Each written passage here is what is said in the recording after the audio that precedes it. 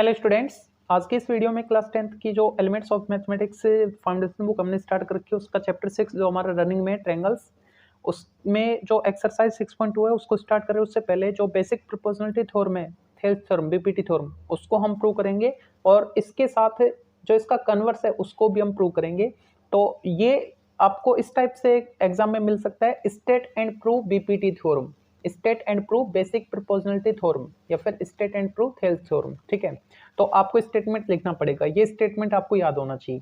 और अगर क्वेश्चन में प्रूव करने के लिए आता है ये स्टेटमेंट लिखा, तब आपको केवल और केवल प्रूफ करना है। ठीक है, प्रूव करना है उसको। तो इसमें क्या बोल रखा है देखो, if a line is drawn parallel to one side of a triangle to intersect the other two side in disconnect point, then the other two sides are divided in the same ratio. देखो, जैसे कि हमारे पास कोई एक triangle है,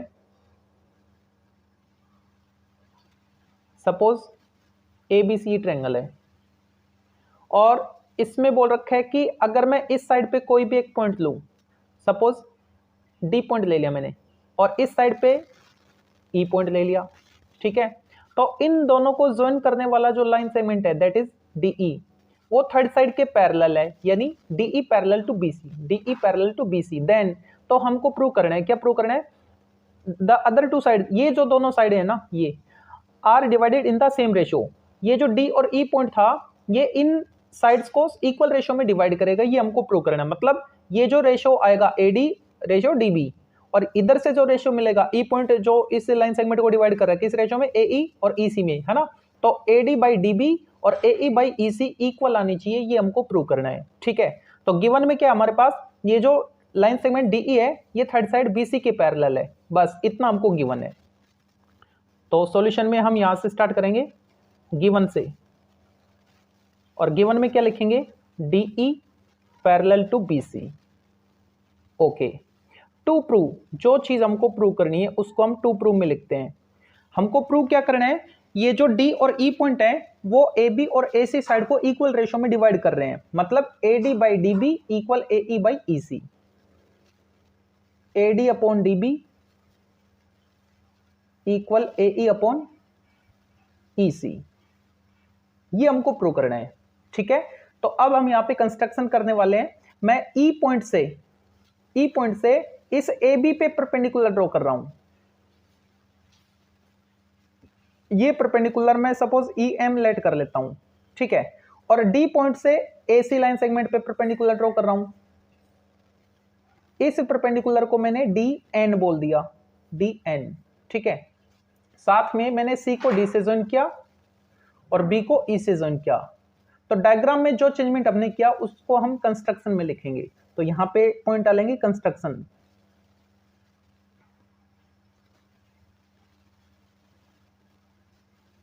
और इसमें हम लिखेंगे ये दो परपेंडिकुलर ड्रॉ की, पहले draw M E, E M बोलो या एम ई बोलो, ठीक है, परपेंडिकुलर है किस पे, ए बी पे, perpendicular to A B, and D N A C पे, D N perpendicular to A C. और क्या किया हमने, सी डी बी ई इनको ज्वाइन किया, join C D and BE, ये चीज हमने डायग्राम में की है, तो उसको हमने कंस्ट्रक्शन में लिखा। ठीक है, अब आते इसके प्रूफ पे। हमको प्रूव क्या करना है, A D by D B equal A E by E C, है ना। तो ए डी और डी बी मतलब ये जो आपने परपेंडिकुलर जिस पे ड्रॉ किया था किस पे, ए बी पे, है ना, तो उसी के पार्ट के फॉर्म में लिख रहा है। ठीक है, लेफ्ट साइड को अगर हम देखें तो उसके लिए अब मैं क्या करूंगा, ये जो ट्रायंगल है ना ए डी ई, इस ट्रायंगल का मैं एरिया निकाल रहा हूं पहले, area of triangle ADE, area of triangle ADE 1/2 into base into height. अगर मैं इसको परपेंडिकुलर लूंगा तो परपेंडिकुलर जिस साइड पे गिरता है उसको हम बेस लेते हैं। ठीक है, तो ये जो ई एम परपेंडिकुलर है ये किस पे ड्रॉप किया गया है, ए बी पे, ए बी का ही एक पार्ट है एडी, तो इस ट्रायंगल के लिए बेस हम क्या लेंगे, एडी लेंगे, 1/2 इंटू एडी। कब, जब मैं इस परपेंडिकुलर को लेके चल रहा हूं तब। अगर मैं ये परपेंडिकुलर लेता तो बेस ए ई बन जाता इसी ट्रायंगल में। ठीक है, 1/2 into base AD into height, height क्या, जो परपेंडिकुलर है उसको हम हाइट बोलते हैं, E M, E M. Suppose ये इक्वेशन फर्स्ट आ गया। ठीक है। ओके, अब मैं ये ट्रायंगल ले रहा हूं BDE, इस ट्रायंगल का एरिया निकाल रहा हूं, area of triangle BDE 1/2 into base into height. अब देखो ये जो BDE ट्रायंगल है ना, ये ऑब्टूज ट्रायंगल है, ठीक है। अगर मैं इस वर्टेक्स से परपेंडिकुलर ड्रॉ करूंगा तो ऑब्टूज एंगल होने की वजह से ये परपेंडिकुलर बाहर की तरफ बनेगा, लेकिन ये जो परपेंडिकुलर है ये इसी बेस पे माना जाएगा। ऑब्टूज ट्रायंगल है इसलिए बाहर की तरफ बन रहा है, ये बाहर की तरफ ड्रॉ हो रहा है परपेंडिकुलर, ठीक है। तो ये परपेंडिकुलर किस पे है, AB पे है ना, तो AD DB AB कंप्लीट पे ही माना जाएगा ये, ठीक है। तो ये जो बेस है वो क्या है, इस ट्रायंगल के रिस्पेक्ट में मैं देखूं तो बेस तो बन गया BD, ठीक है। और हाइट क्या है, जो परपेंडिकुलर है, तो इस वर्टेक्स से परपेंडिकुलर आ रहा है ME या EM, तो बेस तो ये हो गया और हाइट ये हो जाएगी। ऑब्टूज है इसलिए बाहर की तरफ बन रहा है, कंफ्यूजन नहीं होना चाहिए आपको। छोटी क्लासों में आपने एरिया कैलकुलेट किया था, इस टाइप का जब ट्रायंगल मिला था तो ये आपको बेस दे रखा था, ये डॉटेड लाइन करके परपेंडिकुलर दे रखा था, तो इसी को आप एज ए हाइट लेके चल रहे थे, ठीक है। 1/2 इंटू बेस क्या बनेगा, BD इंटू हाइट वही परपेंडिकुलर EM, इक्वेशन सेकंड। अब मैं इन दोनों इक्वेशन को डिवाइड करूंगा, क्यों, क्योंकि मेरे को AD अपॉन DB चाहिए, तो वो तभी पॉसिबल है जब मैं डिवाइड कर दूं, तो AD अपॉन DB या BD मिल जाएगा, ये कैंसिल हो जाएंगे। From equation first divided by equation second, divide करेंगे तो हमको मिलेगा area of triangle ADE upon area of triangle BDE, area of triangle ADE upon area of triangle BDE, left side तो ये आ गया, इक्वल राइट साइड जब मैं divide करूंगा तो 1/2 से 1/2 कैंसिल, EM से EM cancel, AD by DB मिलेगा, AD बाई DB। सपोज ये इक्वेशन थर्ड आ गया, ठीक है। अब ये पार्ट तो हमको मिल चुका, अब ये पार्ट चाहिए हमको, और ये पार्ट इस साइड पे आ रहे हैं, देखो A इस साइड में और EC वो भी इसके नीचे है, इसका मतलब सेम प्रोसेस अप्लाई करेंगे। अभी तो हमने इस साइड पे अप्लाई किया था, अब मैं इस साइड पे अप्लाई करूंगा। तो एक तो ये ट्रायंगल लेके चलूंगा, इसकी साइड है AE, अगर मैं इसको बेस लूं तो ये परपेंडिकुलर लेना पड़ेगा मेरे को, ठीक है। एरिया ऑफ ट्रायंगल ADE मैं फिर से निकाल रहा हूं इस वाले बेस पे, इस वाले AE बेस पे, area of triangle ADE equal 1/2 into base AE। देखो ये बेस हो गया तो परपेंडिकुलर मेरे को DN लेना पड़ेगा, बेस इंटू हाइट, हाइट क्या DN, ओके, हाइट है ये, ओके। ये मान लो इक्वेशन 4 आ गया।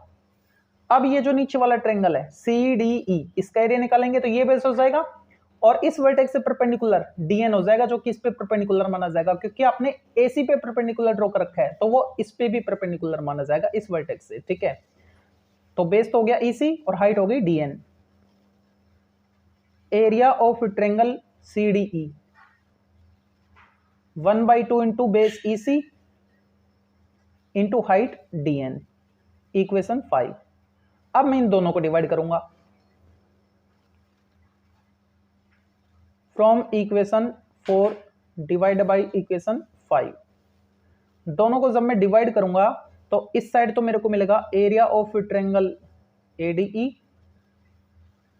Upon area of triangle CDE, और इस side 1/2 cancel, DN cancel, AE by EC बचा, AE अपॉन EC।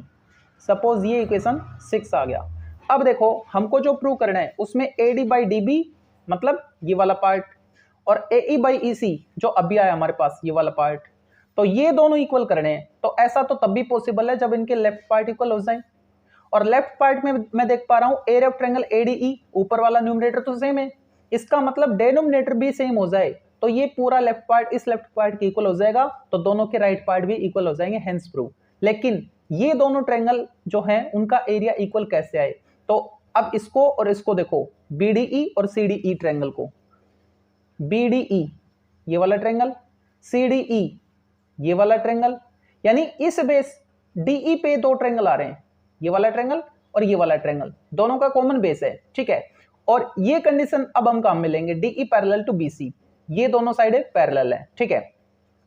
तो आपने 9th क्लास में एक थ्योरम पढ़ी थी, अगर कोई भी दो ट्रायंगल सेम बेस पे बन रहे हो और दोनों सेम पैरेलल के अंदर लाई कर रहे हो तो उन दोनों ट्रायंगल का एरिया इक्वल होता है, तो यहां भी तो वही केस है, सेम बेस पे बन रहे हैं बीडीई और सीडीई, दोनों एक की साइड पे बन रहे हैं डीई पे, यानी सेम बेस हो गया, और दोनों सेम पैरेलल के अंदर है, डीई पैरेलल बीसी, ये ट्रायंगल भी डीई और बीसी के अंदर है, और ये ट्रायंगल भी डीई और बीसी पैरेलल के अंदर है। ठीक है, तो अब यहां पे हम इसी को अप्लाई करने वाले हैं, सिंस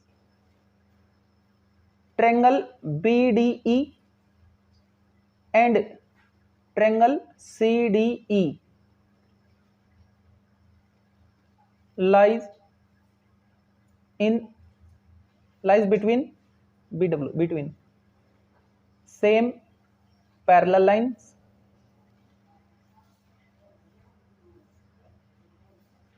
that is, अब वो पैरेलल लाइन क्या क्या थी, डीई और बीसी, डीई पैरेलल बीसी, इन दोनों के बीच में लाई कर रहे हैं, and having same base edge, और वो सेम बेस क्या था, डीई। तो सेम बेस पे लाई करने वाले दो ट्रायंगल जो सेम पैरेलल के अंदर हो, तो उन दोनों ट्रायंगल का एरिया भी इक्वल हो जाएगा। इसका मतलब area of triangle BDE equal area of triangle CDE. Therefore area of triangle BDE equal area of triangle CDE. Suppose ये इक्वेशन 7 आ गया। ओके, तो अब थर्ड, सिक्स्थ और सेवंथ से देखो क्या रिजल्ट निकलेगा। थर्ड में लेफ्ट पार्ट को अगर मैं देखूं तो न्यूमरेटर दोनों का सेम है, डिनोमिनेटर में 7 से इक्वल कर दूंगा, यहां से 7 में इक्वल आ गए ना, तो ये वाला और ये वाला दोनों का एरिया सेम आ रहा है, इसका मतलब इन दोनों का रेशियो सेम हो गया, और इन दोनों का रेशियो सेम हो गया तो ये वाला और ये वाला भी इक्वल हो जाएगा। ठीक है, from equation third, sixth and seventh, from equation 3, equation 6 and equation 7 we have, right part equal कर दो, ये पूरा लेफ्ट इक्वल हो गया, AD upon DB equal AE upon EC, और यही हमको प्रूव करना था, हेंस प्रूव। अब इसके कन्वर्स को प्रूव करते हैं। तो अब देखते हैं converse of BPT. If a line divides any two sides of a triangle in the same ratio, then the line is parallel to the third side। ये कह रहा है कि कोई ट्रायंगल है और इस ट्रायंगल की किन्हीं दो साइडों को कोई लाइन सेगमेंट सेम रेशियो में डिवाइड कर रहा है। मतलब अब की बार वो जो रेशियो हमने प्रूव किया था ना, वो अब की बार गिवन है। मतलब ये जो डी और ई पॉइंट है ना, ए बी और ए सी साइड पे, ये इन दोनों को इक्वल रेशियो में डिवाइड कर रहे हैं, that is A D upon D B equal A E upon E C. Then the line is parallel to third side. तो ये जो लाइन सेगमेंट था ना, ये थर्ड साइड के पैरेलल होगा, ये हमको प्रूव करना है। ठीक है, तो गिवन में क्या लिखेंगे, A D by D B equal A E by E C, given A D upon D B equal A E upon E C. To prove, हमको प्रूव क्या करना है, ये जो लाइन सेगमेंट था ये इसके पैरेलल है, डीई पैरेलल टू बीसी, ये हमको प्रूव करना है। तो कंस्ट्रक्शन में मैं क्या करूंगा, मैं ये एज्यूम करके चलता हूं कि ये जो मैंने ड्रॉ किया ना, ये dotted line, suppose DE dash, ठीक है, ये जो डीई डैश है ना, ये बीसी के पैरेलल है, मैं ये एज्यूम करके चल रहा हूं। ठीक है, draw DE dash such that, इस तरीके से ड्रॉ किया कि जो डीई डैश है ना वो बीसी के पैरेलल हो। ओके, ठीक है, प्रूफ देखो, डीई डैश पैरेलल बीसी हमने कंस्ट्रक्शन में लिया था, बाय कंस्ट्रक्शन। ठीक है, अगर डीई डैश बीसी के पैरेलल है, ये लाइन सेगमेंट इसके पैरेलल है, तो अब मैं बीपीटी अप्लाई कर सकता हूं क्या, अगर ये दोनों लाइन है डीई डैश और बीसी, ये दोनों पैरेलल है, उस केस में बीपीटी क्या कहती है, AD upon DB equal A E dash upon E dash C. मैं इस पे फोकस नहीं कर रहा हूं, डीई पे फोकस नहीं कर रहा हूं, मैं डीई डैश को इसके पैरेलल लेके चला हूं। तो डीई डैश और बीसी अगर पैरेलल है तो मैं बीपीटी अप्लाई करके लिख सकता हूं AD upon DB equal A E dash upon E dash C. Then using BPT we have, देखो क्या मिलेगा, AD upon DB equal AE dash upon E dash C। ठीक है, suppose equation first and given that, और जो हमको दे रखा है उसको मैं इक्वेशन सेकंड बोल देता हूं, AD upon DB equal AE upon EC, ये हमको दे रखा था, इसको मैंने इक्वेशन सेकंड बोल दिया। From equation first and second ये लेफ्ट पार्ट इक्वल है तो राइट पार्ट भी इक्वल हो जाएंगे। From equation first and equation second, देखो ये दोनों इक्वल है तो ये दोनों इक्वल कर दो, AE dash upon E dash C, ये E डैश है, F नहीं है E डैश है, और इधर है AE अपॉन EC। ठीक है, ओके, ये आ गया हमारे पास। अब हमारा टारगेट रहेगा कि मैं कंप्लीट एक साइड बना लूं, क्यों? क्योंकि मेरे को DE को BC के पैरेलल प्रूव करना है ना, तो मैं ये करना चाहूंगा कि ये जो E डैश E गैप है ये बिल्कुल खत्म हो जाए, नेगलेक्ट हो जाए, जीरो हो जाए। ठीक है, तो उसके लिए E डैश को E के कौन साइड प्रूव करना पड़ेगा, और ऐसा तब भी पॉसिबल है जब मैं कंप्लीट साइड में कन्वर्ट कर दूं। तो ये हाफ हाफ पार्ट, छोटे छोटे पार्ट आ रहे हैं, इनको कंप्लीट साइड में कैसे कन्वर्ट करते हैं, +1 करके। तो बोथ साइड में 1 ऐड कर रहा हूं, AE dash upon E dash C +1, right side भी AE अपॉन EC +1। अब एलसीएम लेके सोल्व करना है इसको, एलसीएम क्या रहे, E डैश C, तो ऊपर आएगा AE dash plus E dash C, ऐसे इस साइड अपॉन 1।